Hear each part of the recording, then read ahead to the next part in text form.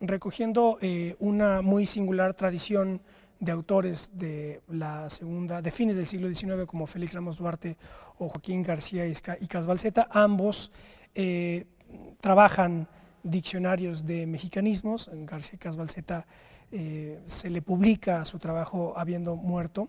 Recogiendo en todo caso esta tradición tan especial, Jorge García Robles acaba de publicar en Porrúa el Diccionario de Modismos Mexicanos. Ya les digo, retomando esta tradición del siglo XIX, hoy vamos a conversar con Jorge pues para desmenuzar el contenido de este diccionario y para conocer precisamente los detalles y las claves de esa tradición en la que se inscribe un trabajo de tanto interés como este.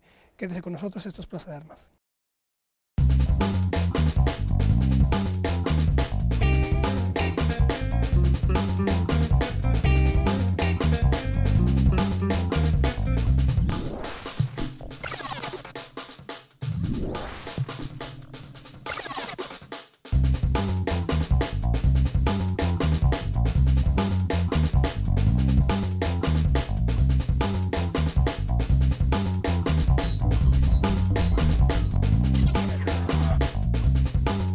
¿Qué tal? ¿Cómo les va? Qué bueno que están en otro programa de Plaza de Armas aquí por Capital 21. Voy a recordarles nuestra página propia www.plazadarmas.tv y nuestro correo plazadarmas21@gmail.com. Bueno, saludo ya a nuestro invitado de hoy, Jorge García Robles. ¿Qué tal, Jorge? Hola, ¿cómo estás? Gracias por acompañarnos. Jorge estuvo ya con nosotros hace unos meses hablando sobre también un muy interesante trabajo de su autoría sobre Burroughs y Kerouac, dos forasteros en México, que por cierto es un libro que me cuenta Jorge, ya está traducido al inglés y está por salir, según entiendo, si no me equivoco. Se está traduciendo en inglés y está por salir. Bueno, ahora en otra pista, digamos, y ahora, ahora que hicimos la introducción, Jorge me corregía diciendo que no necesariamente se trata de una tradición, la de Ramos Duarte o la de don García y Casbalceta, que bueno, García y Casbalceta es uno de los pilares de la historia mexicana, pero este trabajo tan singular de modismos o de mexicanismos en realidad no conforma una tradición porque precisamente va, digamos, como contrapunto o como contrafigura de los diccionarios de las reales academias de la lengua. Más o menos esa sería la manera de plantear esto, ¿no? Bueno, contrapunto, no necesariamente contrapuestos, ¿no? Sí. Bueno, la tradición en realidad de hacer diccionarios de modismos en México no es tanta, ¿no? Encontramos diccionarios de modismos, de regionalismos, pero en el siglo XX hay en realidad pocos diccionarios hay uno o dos que quieren de algún modo, que buscan de algún modo acopiar los modismos, o más bien buscan, como el de Santa María, que es el más importante, buscan registrar los mexicanismos, no los modismos, que no es lo mismo. Creo que podríamos iniciar esto diferenciando lo que es un modismo de un regionalismo. Claro. Antes de ello, déjenme presentarles la portada. Aquí en cámara les voy a presentar la portada del diccionario. Está editado por Porrúa, acaba de salir este año, Diccionario de Modismos Mexicanos, de Jorge García Robles. Y también me interesa, al margen de iniciar ahora, según el planteamiento que hace Jorge, mencionarles las obras que se consulta para ver más o menos por dónde van las coordenadas de estos trabajos. Está el Diccionario de Aztequismos de Cecilio Robelo de 1904 y luego pone Jorge O de Luis Cabrera, que aquí hay una edición de 1982 porque me contaba Jorge que este diccionario de Luis Cabrera no se editó y la edición que se cuenta es esta del 82, ¿no? Sí, hasta donde sé, sí. Y bueno, Luis Cabrera fue una de las figuras, de las geniales figuras de la Revolución, y entre otras cosas, pues hablaba náhuatl, me parece que hebreo, griego, era un erudito. También tiene el Diccionario de Autoridades en 6 volúmenes, de 1726 a 1739, el Diccionario de Mexicanismos de Félix Ramos Duarte, de 1895. Ramos Duarte era cubano, según me dice Jorge. También está el Diccionario de la Real Academia Española, edición de 2001 y otros. Después está el Tesoro de la Lengua Castellana y Española, de Sebastián de Covarrubias, de 1611. También está el Vocabulario Campesino de Leovigildo Islas Escárcega, de 1945, el Vocabulario de Mexicanismos de don Joaquín García y Casbalceta, de 1899, el Vocabulario de la Lengua Castellana y Mexicana, de Alonso de Molina, de 1571, el Diccionario de Mexicanismos de Francisco Santamaría, de 1959, y el Vocabulario Sonorense, de Horacio Sobarzo, de 1966. ¿Por qué vocabulario sonorense? Bueno, nada más aclaro, estas obras que señalas son unas de las muchísimas más obras que consulto. Claro, claro. ¿No? O sea, al final del libro viene unas 4 o 5 páginas, ¿no? Las que tú mencionas son las que uso más, las que cito más, entonces las abrevio y por eso las pusimos al principio del libro, ¿no? De manera, claro, preponderante, ¿no? Sí. Pero, bueno, entonces hagamos esta distinción de la que hablabas, mexicanismo y regionalismo. Modismo y regionalismo. Modismo y regionalismo. Sí, bueno, la diferencia entre modismo y regionalismo es que el regionalismo es un vocablo o una frase que se origina en una determinada región o comunidad o país, mientras que el modismo es un vocablo o frase que no necesariamente es regionalista, puede estar importada, pero tiene un sesgo anticonvencional de algún modo, que puede ser o muy light, utilizo este anglicismo, ¿no? O puede ser muy agresivo. Por ejemplo, una mala palabra generalmente es un modismo, pero también hay modismos cotidianos que no son agresivos. Pero en este sentido, todos los regionalismos se originan en una determinada región, pero no necesariamente son modismos.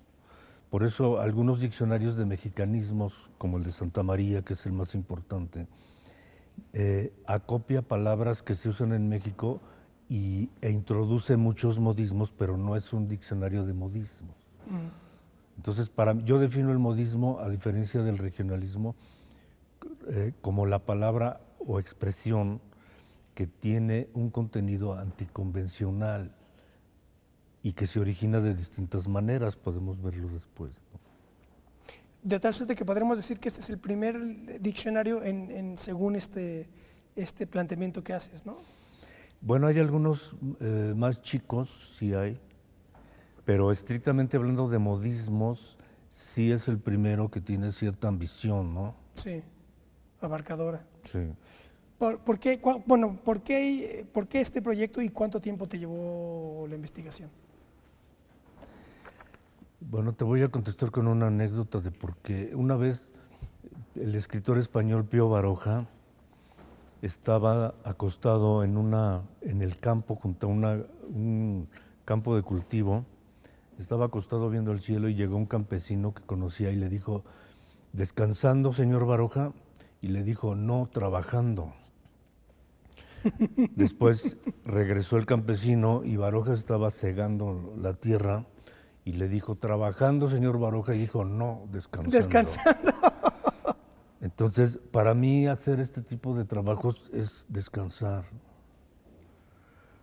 O sea, en realidad yo lo empecé a hacer casi como deporte. Para mí investigar es algo, una necesidad y un placer, porque me encanta investigar. Claro. Entonces, filólogo por pasión, como decían de San Jerónimo, sí. Sí. Entonces, para mí fue algo muy placentero que tuve que interrumpir porque el FONCA me dio una beca y bueno, hay que entregar, es mi coartada, ¿no? Por las críticas que me hagan de insuficiencias. La única coartada que tengo es que tuve que interrumpirlo para entregárselo al FONCA y cumplir con los tiempos, que si no me tardo varios años más. Claro. Entonces, en el prólogo yo digo que este diccionario no está terminado, que hay que seguirlo. O sea, yo e incluso otras personas me gustaría, ¿no? Que no se, por supuesto que no terminara en esta edición, sino que se enriqueciera, se mejorara y se aportaran mucho más voces, ¿no? Claro. Y bueno, en general me tardé unos 8 años. 8 años. Sí. De trabajo así intermitente, digamos, ¿no? Intermitente. El último año y medio fue el fuerte, ¿no? Claro. Pienso, estoy pensando ahorita, me vino a la mente el trabajo de Carlos Montemayor, que por su parte hizo este diccionario del náhuatl, ¿verdad? Sí. Que es todas las palabras del náhuatl que están incorporadas al español que se habla en México. Sí. Sí, bueno, eso es lo que hizo Robelo hace 100 años. También. Sí, de algún modo. O sea, El de aztequismos le aztequismos. llaman, sí. Exactamente. ¿Aquí tienes incorporado términos en náhuatl o aztequismos? Sí. Claro, porque se han convertido en modismos, ¿no? Hay muchos modismos mexicanos que son de origen náhuatl. Como por ejemplo, Chipi chipi. el chipi chipi, Sí. que es el que Chécale. todos sabemos, ¿no? Chipi chipi de llovizna viene, ahí dice, la raíz náhuatl viene del verbo náhuatl que es gotear. Y mucho chamaco, chilpayate, Chipi chipi Cuitlacoche. del náhuatl, fíjate, chipi chipi del náhuatl, chipiri, gotear, lluvia ligera, llovizna, 1926. El clima de ambas ciudades es idéntico, es una cita de José Juan Tablada, de ¿no? José Juan Tablada. Las nublazones y el chipichipi jalapeño, que en Bogotá se llama páramo. José Juan Tablada, La Feria de la Vida. Sí, yo trato de ilustrar el Claro. uso del modismo con citas literarias, sobre todo literarias, ¿eh? O sea, novela, poesía, autobiografía, Claro, crónica. que es donde cobra vida, digamos, ¿no? Sí. Sobre todo en los trabajos. Como en el siglo XIX, tú mencionas mucho aquí, mencionas a los clásicos. ¿Qué tratamiento le daban? Sí, Paino, Prieto, Cuéllar, sí. Tablada, Salado Álvarez, Federico Gamboa. Sí, bueno, Gamboa es ya es del 20, pero Sí. sí, bueno, lo interesante del siglo XIX y lo limitante del siglo XIX es que en las novelas de Paino, en las memorias de Prieto, en las novelas de Lizardi, entre otros, encontramos muchos modismos, pero no encontramos malas palabras. No vas a encontrar en ninguna novela de Paino o de Prieto una mala palabra, ni en los periódicos. En el siglo XX ya encuentras malas palabras, ¿no? En la novela, en la poesía. Entonces, rastrear las malas palabras es bastante difícil. Porque no hay registro. Difícil. Por ejemplo, te pongo algo que ilustra esto. La palabra coger, como fornicar, que se usa en México nada más, bueno, originalmente en España se usó mucho antes. A principios del siglo XIX encontré una acta judicial de un juicio. ¿A principios del? Del siglo XIX, antes de la independencia. Sí. En donde acusaban a un indígena y lo decía textualmente el juez, o sea, una institución seria que no iba a decir malas palabras en un juicio y mucho menos plasmarlas en un acta judicial. Sí. Dice, acusaban al indígena del pecado nefando que es tener relaciones sexuales con animales. Con una burra, aquí dice. Sí. En Pepexlar dice. Señora, ahí le mando a vuestra señoría a un reo que se cogió con una burra. Con una burra. Sí, con una burra. Parece que era un pecado, bueno, una falta bastante recurrente. Entonces, y bueno, el juez dice en una de las actas, dice el indígena, dice, o el indio, se estaba cogiendo a la burra o algo así. En ese sentido, el verbo no era vulgar. O sea, coger hace 200 años no era vulgar. No era claro. Decirlo hoy suena claro Sí. a mala Bueno, palabra. 80 años después, en un libro de un español que vino sobre mexicanismos, samoano, muy poco conocido, no era escritor, pero vino, viajó y hizo un librito chiquito muy raro que yo conseguí. Y ahí dice ya 1890 y tantos, dice en España decimos coger, como agarrar en México, pero aparte en México significa algo que las personas decentes no van a mencionar porque es algo muy vulgar. Entonces cambió, ¿no?, la palabra. En el lapso de 80 años, tal vez menos, cambió la connotación y de ser una palabra normal, convencional incluso, coger, pasó a ser una palabra obscena. Bueno, el proceso de qué pasó en ese lapso y cómo se convirtió ese vocablo en algo obsceno, vulgar, es muy difícil de rastrear, porque no hay documentos, porque las obras literarias no lo mencionan. Es más, García Icas Balseta no menciona una sola mala palabra, era muy pudendo el hombre, ¿no? Se atrevió a criticar la aparición de la Virgen de Guadalupe, tú sabes, pero no se atrevió a poner malas palabras en su diccionario, ¿no?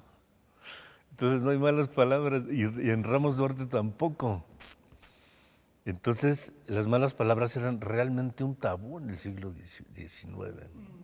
Entonces, bueno, no es fácil registrar los orígenes, ¿no? Es un trabajo que hay que hacer hurgando la poesía popular, anónima, algunas publicaciones casi marginales, etcétera, ¿no? Por ejemplo. Bueno, vamos a hacer un corte. Estamos conversando con Jorge García Robles sobre su recién editado Diccionario de Modismos Mexicanos. Ya volvemos.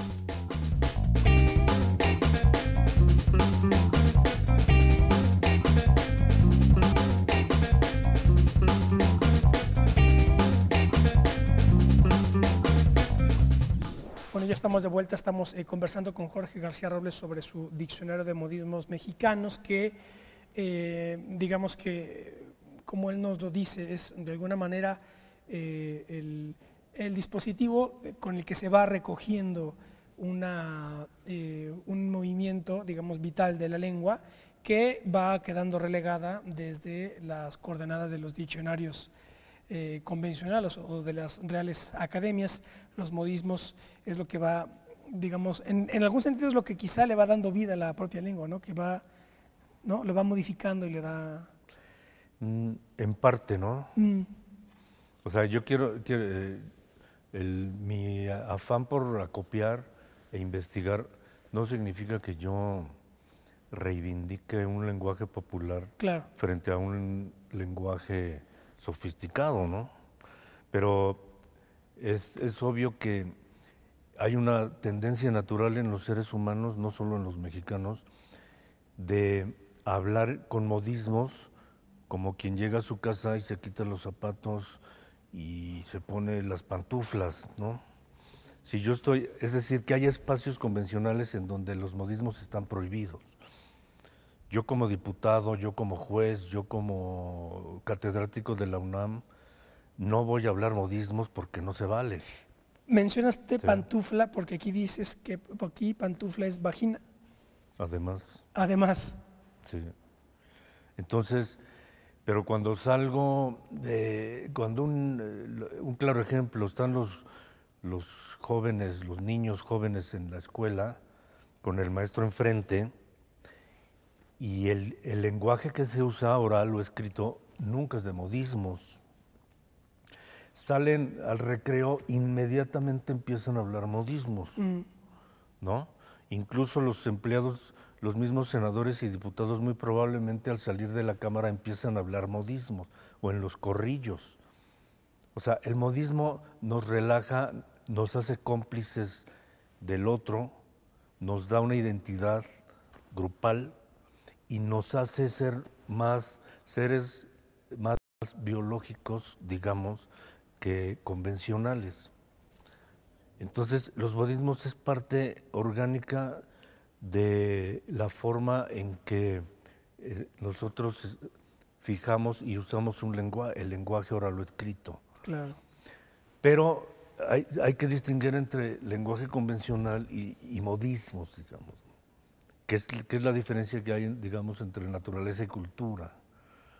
El lenguaje convencional, que es el que registra esencialmente, por ejemplo, el diccionario de la Real Academia, es un lenguaje que está basado en la lógica, en la cultura, en una tradición de bien hablar el idioma, supuestamente, en el papel, ¿no? Y el modismo no, en el modismo la lógica a veces desaparece, ¿no? Por ejemplo, cuando nosotros decimos ahí se va, o de a tiro, o te cae, o de por sí, o incluso no vale nada, que no es un modismo, estamos rompiendo la logicidad del lenguaje. Si decimos no vale nada, estamos metiendo dos negaciones y estamos afirmando algo. O sea, lógicamente estamos diciendo lo contrario.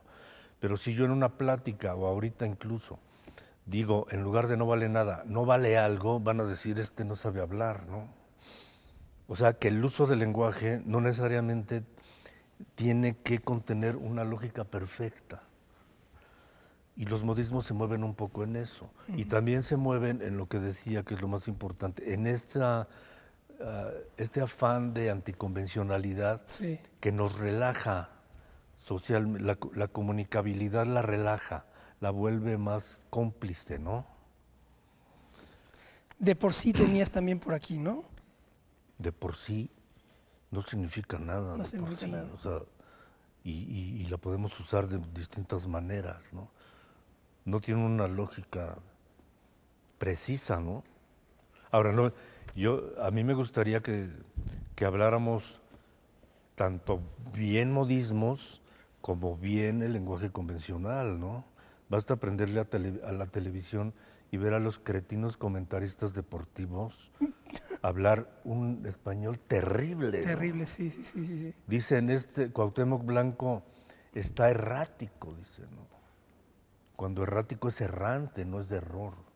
O dicen, el portero captó la pelota en lugar de capturó, y miles de errores, ¿no? Ajá. Con un lenguaje muy pobre, muy pobre, llenos de clichés.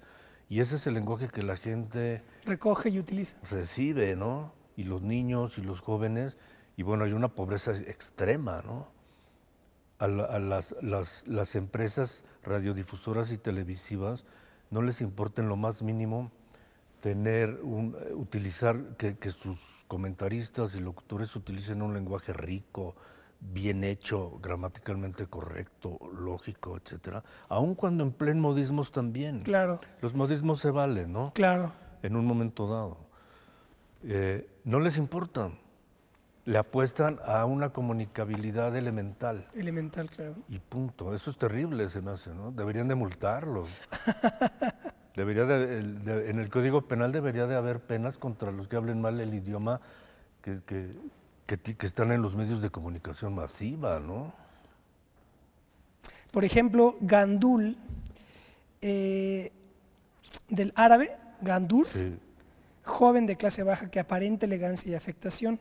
En los 1001 años de la lengua española, Alatorre dice que en el siglo XV, gandul significaba en español muchachón arrojado, de armas tomar, amigo de formar pandilla con otros de su edad y condición. No muchos años después, los españoles se topaban en tierras de América con grupos de indios jóvenes, fuertes, belicosos, y apropiadamente los llamaron indios gandules, persona de clase baja, maleducada, indecente. Por ejemplo, gachupín es una de las que tienen una explicación más larga. Y no sabemos el origen etimológico. Hay muchas palabras. No es preciso. No. Dices aquí gachupín, el original de la palabra cachupín, que a mediados del siglo XVII en México se transforma en gachupín, aunque cachupín se usó hasta ya entrado el siglo XVIII. Es de origen incierto la palabra. Cachopín es en el siglo XVI en España un apellido que derivó en adjetivo para definir de manera despectiva al nuevo hidalgo de Laredo, en la actual Cantabria, en Santander. En fin, es muy larga la explicación, pero cuéntanos un poco. Sí, no, hay muchas palabras básicas que no sabemos su etimología, y la etimología es una disciplina muy especulativa, ¿no? No es estrictamente una ciencia. O sea, en Corominas, que es el gran etimólogo moderno, Sí. pues encontramos muchísima especulación, incluso en Antonio Latorre y en muchos otros, ¿no? Hay mucha especulación en las etimologías, y bueno, es casi un deporte Claro, y en esto estriba pasatiempo, claro, ¿no? la A fascinación veces. de este oficio, digamos, ¿no? Por ejemplo, la etimología de la palabra marihuana no la sabemos, A ver qué es lo no que la pones aquí. sabemos. Y bueno, yo tengo años investigándola y no la he descubierto. ¿No? No. Y Dice creo que nadie. marihuana con G o marihuana con H, de etimología incierta, según González Obregón, de la conjunción de las palabras María, como les decían a las mujeres que vendían la hierba en el ejército, o de Juan, como les decían a los soldados, lo que es improbable debido a que los primeros registros de la palabra, que existe desde mediados del 19, son anteriores a estas definiciones. No encuentro otra definición de Juan como soldado antes de 1893 en Tomochic de Heriberto Frías de 1893 y en el Diccionario de Mexicanismos de Ramos Duarte de 1895. En fin, que no está definida No, ¿Cómo no va está desarrollándose en todo caso el término? ¿Cómo siempre se utilizó marihuana? Bueno, el término marihuana yo lo encuentro por primera vez eh, en la década, a mediados del siglo XIX, en tratados medicinales y en algunas crónicas de viajeros franceses que vinieron.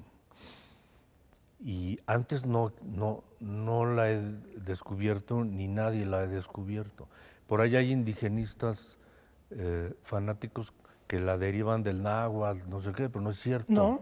El cáñamo, la planta del cáñamo no existe en América. Lo trajeron los españoles. La trajeron muy pronto. Ya en las primeras décadas de la conquista trajeron el cáñamo como una planta, como materia prima industrial. Con el cáñamo hacían lonas, cuerdas, velas, papel, ¿no?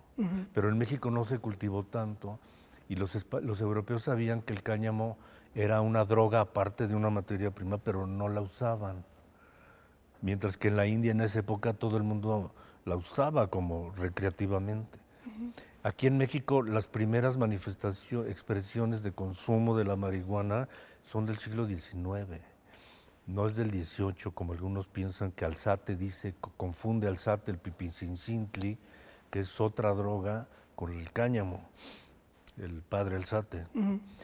Entonces, la escriben con H o con G, te estoy hablando de 1850 y tantos, y a veces con G, a veces con H.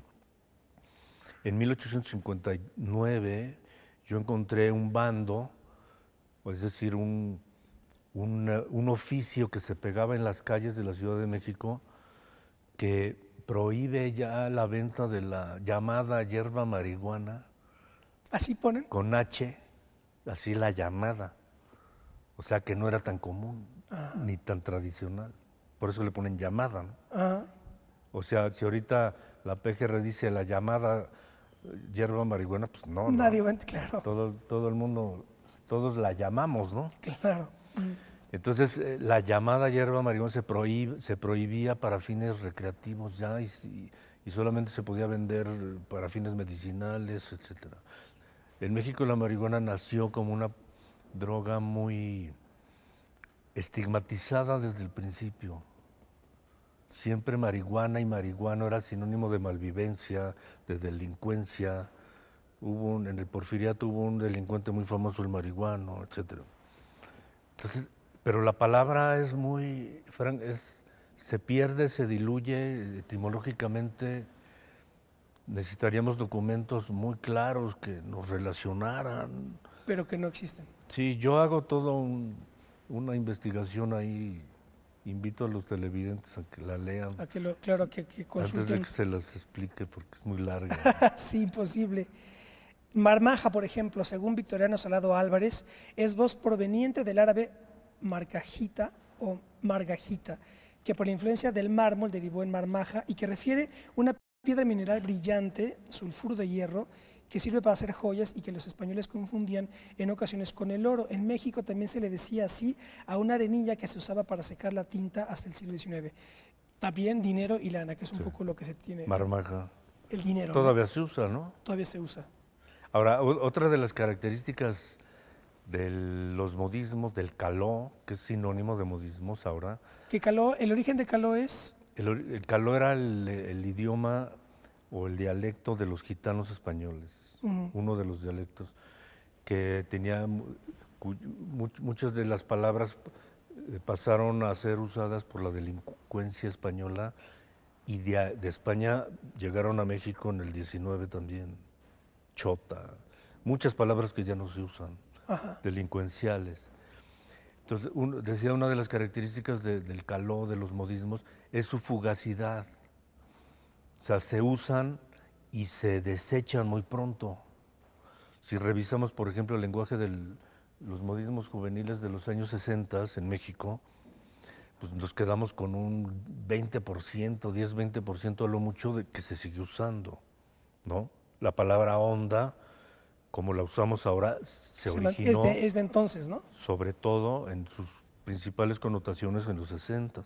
Pero hay muchísimas palabras que ya no se usan como presta o patín o momisa, o en fin. Oye, ¿y onda? ¿Cuál es el origen? ¿Lo tienes aquí? Sí. Onda, vamos a ver. Onda se usaba también está desde larga, los 50, yo lo encontré. Porque, a ver, la onda también es como una cuerda, ¿correcto? O sea, cuando tú le tiras una la onda a piedra de tirar. Exacto. Pero también, o sea, tú tienes aquí onda, frecuencia, sintonía, estado de ánimo, espacio de compatibilidad. Desde finales de los años 60 del siglo XX, palabra clave de los jóvenes para comunicarse y expresar sus deseos y valores. Está en la onda, etcétera. Esa es la cuestión, como frecuencia o sintonía. Yo creo que la palabra... Asunto o cosa. Aparte, sí. 1961. Cambiamos onda para terminar contentos la velada. Agustín Yáñez, en Ojerosa y Pintada, decía... Belinda, así me dijo que se llamaba. Se veía toda nerviosa y a veces me contestaba con ondas que no venían al caso. Ese es José Agustín, ¿no? No, Agustín Yáñez. Ojerosa. No, sí. Sí, es José Agustín. García Saldaña, sí. Es Parménides, perdón. Es un cuento de Parménides García Saldaña, ¿no? Sí. Sí. Sí, por algo le pusieron literatura de la onda a estos escritores, ¿no? O sea, José Agustín y Parménides, que usaban el lenguaje juvenil y en donde la palabra onda se vuelve un comodín, ¿no? Y tiene muchas connotaciones, pero yo creo que viene sobre todo de la cuestión del fenómeno físico de las ondas, ¿no? Sonoras. Que se propagan y que se... Sí, como vibra, es como sinónimo de vibra, que ya se usa en toda América Latina, vibra, ¿no? Y viene de México, vibra. Es un poco sinónimo de onda, pero la palabra onda es una palabra que expresa muchísimo el sentir en un sentido muy amplio y diverso de lo que los jóvenes desde entonces, y no nada más jóvenes, pero en particular jóvenes, experimentan, sienten, expresan, ¿no? Yo no la encuentro antes de los 50, la encontré por primera vez en Agustín Yáñez. Por ejemplo, se te va la onda, sí la usaban. Pero no qué onda, o qué buena onda, o qué mala onda, o tírale la onda. Todo eso ya es 60. ¿no? Es de los 60.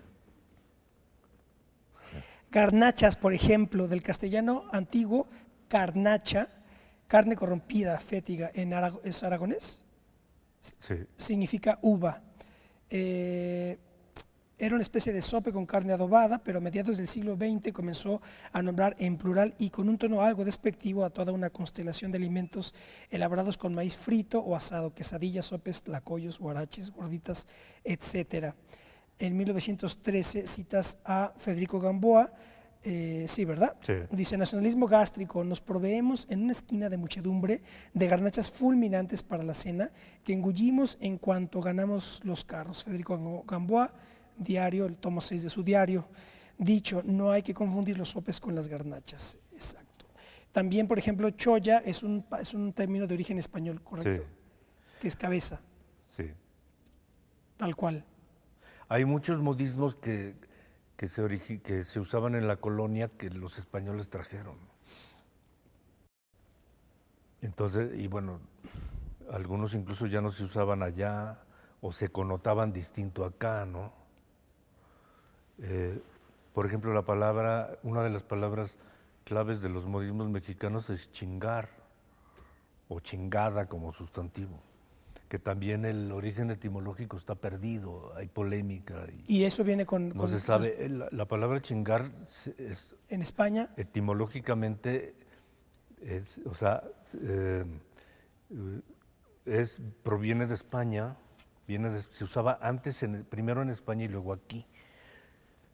Pero aquí se volvió universal y se volvió institucional, ¿no? Para la atmósfera modística del lenguaje popular. Sí, es como el pivote del lenguaje mexicano, ¿no? Sí.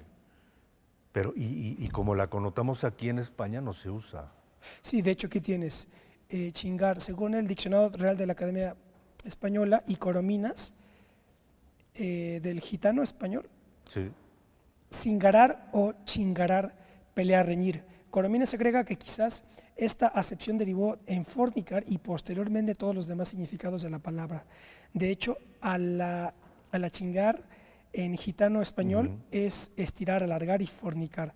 Victoriano Salado Álvarez, en México Peregrino, dice que el de cíngaro con Z, gitano, palabra de supuesto origen sánscrito. Otra versión dice que del náhuatl cintli, ano, trasero. Según Rubén Darío, en su Anarquía del lenguaje del náhuatl, según Darío Rubio, en su Anarquía del lenguaje del náhuatl, sinachtli, semilla de hortaliza, o jinatli, aguamiel fermentado, en fin, es bastante largo esto, ¿eh? O sea, ahí nunca y no vamos está a claro saber. Entonces, ¿eh?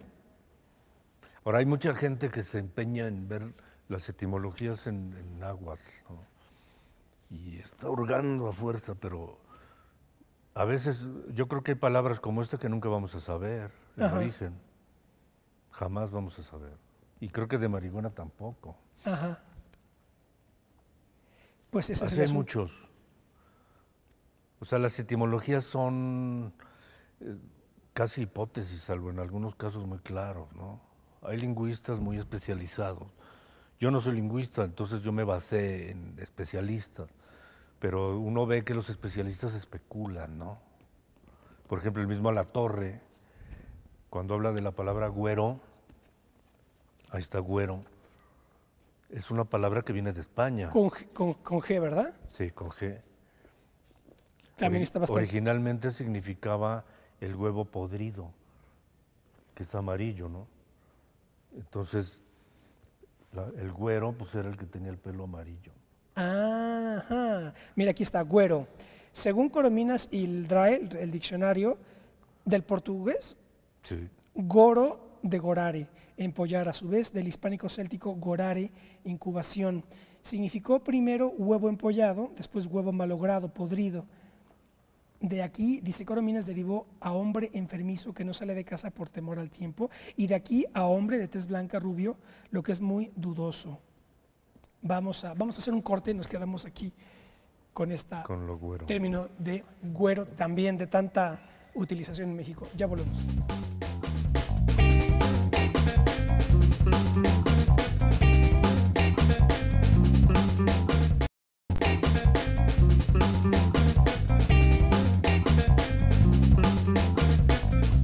Bueno, ya estamos de vuelta, estamos conversando con Jorge García Robles, quien acaba de publicar en la casa editorial Porrúa, Diccionario de Modismos Mexicanos, acaba de salir este año, pues para interés de los radioescuchas, un trabajo que duró más o menos 10 años, en el que Jorge va recogiendo pues en este plano del lenguaje, todo lo que no va, digamos, incorporándose a los diccionarios oficiales, pues es lo que va quedando como modismos. Bueno, ahí hay que, quisiera ahí señalar algo. Sí. El diccionario de la Real Academia y otros diccionarios convencionales, no, lo que en donde cojean respecto a los modismos es que no tienen los criterios claros para elegir qué modismos definir en sus diccionarios y cuáles no. Entonces, si tú ves el diccionario de la Real Academia, sí tiene modismos, pero tiene modismos, por ejemplo, mexicanos o latinoamericanos, centroamericanos, que se usaban hace 80 años, ¿no? No actualiza. Y unos que, o sea, muchos que no se usan y muchos que importantes que no introduce, no tiene criterios. O sea, la academia no tiene definido qué hacer con los modismos. Son parte del lenguaje convencional, es decir, tienen que estar en el diccionario de la Real Academia o no. Sí. ¿Por qué introduce algunos sí y otros no? No tiene criterios, le falta definir. Entonces, porque le falta definir el papel de los modismos. Y yo insisto, entre los modismos y el lenguaje convencional hay una diferencia, ¿no? Que sería la diferencia entre alta y baja cultura, que es algo real. No es lo mismo Juan Gabriel que Mozart, ¿no? No es lo mismo un taco de nana que una langosta termidor. Hay diferencias. Hay que acotarlas. Pero entonces, ¿qué hacemos con los modismos? ¿Qué hacemos? Así como hay restaurantes caros y quesadilleras callejeras, así está un poco connotado, ¿no? Sin embargo, algunas quesadilleras las dejan entrar ahí a los patios del restaurante caro, sin decir quién entre y quién no. La Real Academia tiene esa asignatura pendiente. Claro. Por definir. Ahora, yo te quería también señalar algo interesante. Los modismos tienen su caldo de cultivo en las acciones y símbolos humanos que están prohibidos. Sexualidad, drogas, groserías. Ilegalidad, digamos. Lo ilegal, etcétera. Lo obsceno, ¿no? Entonces, por ejemplo, respecto a los abogados que se mueven en nuestro país, en especial, no nada más, en la tranza, en el chanchullo, pues encontramos distintas formas de llamarles despectivamente, a los policías, por ejemplo. Pero a los dentistas no, a los ingenieros no, a los arquitectos no, ¿no? A la ebanistería como una acción humana no encontramos ningún modismo, pero a la ingesta de alcohol encontramos muchísimos modismos. El alcohol es una droga legal, pero tiene una parte prohibida, que es la borrachera, ¿no? Se permite tomar con medida, dicen, en las camisetas de los futbolistas mexicanos está una marca de cerveza, ¿no? Que es una droga legal y que mensaje que reciben los jóvenes fanáticos del fútbol y le cambian de canal y ves al presidente de la República combatiendo al narcotráfico por sustancias ilegales y diciendo que los narcotraficantes están enfermando y volviendo adictos a nuestros niños, pero en el otro canal está propagandizándose una droga legal que es la cerveza. Bueno, allá hay un doble discurso, ¿no? Entonces, bueno, pero respecto al consumo de alcohol encontramos, yo te quisiera dar un ejemplo breve. Sí. Encontramos muchísimos modismos, ¿no? Entonces te voy a leer muy brevemente algunos verbos o expresiones que desde la colonia los mexicanos han usado para emborracharse. Desde la colonia. Desde la colonia algunos hasta nuestros días, ¿no? No te voy a decir cuáles desde la colonia. Voy a leer rápido. Achumarse, alcanzarse, agarrar vapor, andar surso, traer alipuses, clavarse una estocada, colocársela, achumarse, encuetarse, esa se usa todavía, empedarse, empinar el codo, enredarse con los tornillos, con los camiones, con las catrinas o con las cacarizas, empedar, enterrarse los tancuarnices entre el pecho y el espinazo, ganar altura, hacerse jaraquiri, jalarse, pasarse de cucharadas, ponerse cachetón, ponerse cohete, ponerse en tonila, ponerse la chispa, ponerse la mona, tropezarse con la jícara del pulmón, trincársela. Estas son algunas, ¿no? La mayoría ya no se usa. ¿No? Por eso es la fugacidad. Pero todas estas expresiones son anticonvencionales. Ningún diputado en en el púlpito, perdón, en el estrado, diría alguna de estas porque no se vale, porque no checa, ¿no? Ahí es un lenguaje convencional y serio. Esto es en las cantinas, en los barrios, en la calle, Y en las seguirá fiestas, surgiendo ¿no? además, ¿no? Esos son los espacios de los modismos. Y como emborracharse está prohibido, entonces en este espacio de prohibición es donde surgen los modismos de manera natural, ¿no? Claro. Lo mismo con la sexualidad. Por ejemplo, aquí tengo ñero o ñeris, es apócope de compañero. Y luego, joven de las zonas pobres de la Ciudad de México de los años 50, 60, por lo general agrupado en pandillas que usa un lenguaje propio y lleva un tipo de vida anticonvencional y en ocasiones delictiva. En 1961, Oscar Lewis, en el clásico Los hijos de Sánchez, escribe, órale ñero, le vendo la merca. 1972. Parménides, ¿no? ¿Eh? Parménides García Saldaña. ¿Y quién tenía un lenguaje tan áspero, salvaje, original, audaz como nuestro hondero brandonero? Pues el ñero. Esto dice Parménides García Saldaña en La Ruta de la Honda. Y también la definición de ñero es cómplice, amigo, sinónimo, mano o carnal. También ese todavía se mantiene, ¿no? Menos que antes Menos que y con antes. otra connotación, pero sí alguna, ¿no? Ñis es un derivado de ñero, que ese sí ya no se usa ñis, pero se usaba ñis, ¿no? Por ejemplo, naco, de etimología incierta, según el Diccionario de Mexicanismos de Ramos Duarte de 1895, en otomí significa cuñado, y desde el siglo XIX en Tlaxcala o en Tlaxcalteca. Sí, En Tlaxcalteca. Tlaxcala. En Tlaxcala refiere a un indio vestido de cotón azul, calzoncillos blancos y huaraches, sin poseer una connotación despectiva que solo aparece hasta mediados del siglo XX. Persona corriente, de poca educación, grosera, expresión de connotación urbana, para designar a una persona de costumbres vulgares en su lenguaje, modales, vestimenta, peinado y forma de vida en general. También tiene otro significado, apócope de nacoroche, persona tosca, corriente. Y luego tienes por acá nacoroche, persona ruda, torpe, En Jalisco. En Jalisco. Correcto. Bueno, pues estos son algunos de los términos.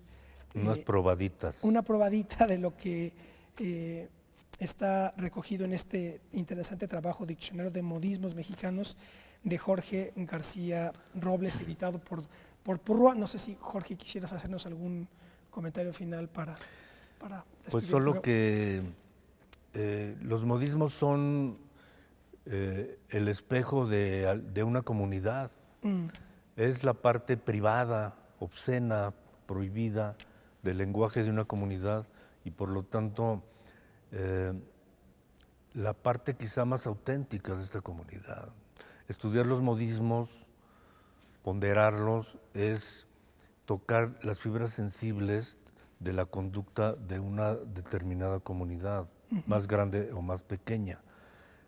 El modismo, la simbología de los modismos nos podría ayudar quizás a comprender a esa comunidad, a entender cómo valora determinadas cosas más que otras, cómo simboliza de una u otra manera determinadas conductas o acciones o situaciones o personas, ¿no? Entonces los modismos, de algún modo, utilizando un modismo muy mexicano, están ninguneados. Desde el punto de vista de la investigación histórica, lingüística, psicológica, están ninguneados. Es decir, no se ha reparado en la importancia que pueden tener como reflejo de lo que realmente hace y piensa una comunidad o un individuo al usarlos, ¿no? Entonces, bueno, yo hice este acopio pues, que puede tener distintos usos. El libro puede ser muy divertido, simplemente divertido, o puede ser curioso, o puede ser un material de investigación también, ¿no? Que nunca acaba. Y lo que dije al principio, este diccionario hay que seguirlo haciendo, hay que mejorarlo, hay que depurarlo, no está perfecto. Y yo ya tengo modismos que no metí, ¿no? Y que hay que meter en otras ediciones. y los jóvenes están elaborando modismos nuevos que también hay que introducir cada vez más. Yo traté de introducirlos, pero hay que actualizarse constantemente, ¿no? Entonces, la idea de este diccionario es en realidad que nunca tenga una edición definitiva, sino que se esté renovando, por mí o por otros a lo mejor. Muy bien, pues te agradezco muchísimo, Jorge, que nos hayas acompañado. A ti, Ismael. Gracias. Y bueno, pues ustedes tomen nota del Diccionario de Modismos Mexicanos de Jorge García Robles, editado por Porrúa. Espero que haya sido de su interés este programa y nos vemos la próxima. Hasta pronto.